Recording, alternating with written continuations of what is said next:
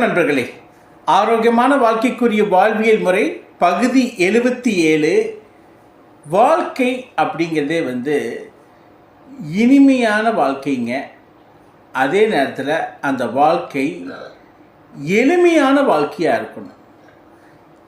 அது எந்த நிலையிலும் எளிமையான வாழ்க்கை அப்படிங்கிறது தாங்க ஆரோக்கியமான வாழ்க்கையாக வாழ்வியல் முறையாக இருந்தால் தான் அந்த வாழ்க்கை தான் ஒரு மிகப்பெரிய ஆரோக்கியத்துக்கு என்றைக்கும் துணையாக இருக்கும்.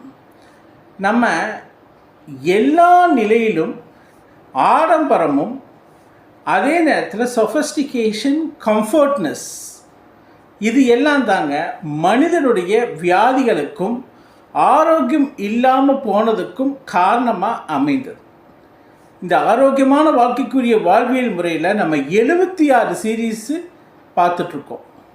ஸோ இப்போ 77வது சீரீஸ் போயிட்டுருக்கு.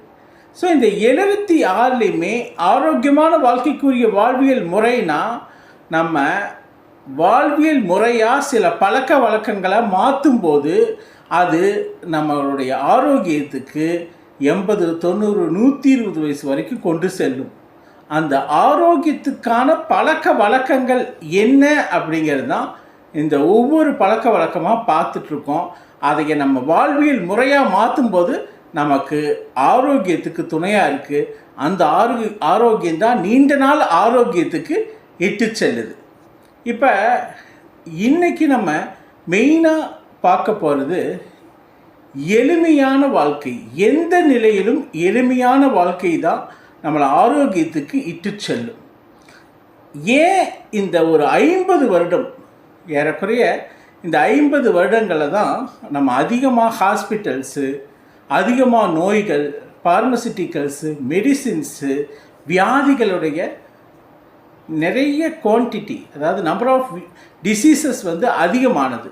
இது எல்லாமே பார்த்திங்கன்னா மெயினாக மனிதன் எளிமையை விட்டதும், ஆடம்பரத்தை அதிகமாகவும், கௌரவத்தை அதிகமாகவும், கம்ஃபர்ட்னஸை அதிகமாகவும், சொஃபஸ்டிகேஷனை அதிகமாகவும் மனிதன் டோட்டலாக எளிமையை விட்டு விலகி போனதுடைய விளைவு தான் இந்த ஆரோக்கியம் இல்லாமல் போனதுக்கும், அந்த ஆரோக்கியம் இல்லாமல் போனதுனால வந்த வியாதிகள் தான் இந்த 60க்கு மேலே நிறைய டிசீசஸ் அப்படிங்கிறது, டிஃப்ரெண்ட் கைண்ட்ஸ் ஆஃப் டிசீசஸ். இதெல்லாமே வாழ்க்கை முறை மாற்றத்தினால் வந்த பிரச்சனைகள் தான். வாழ்க்கை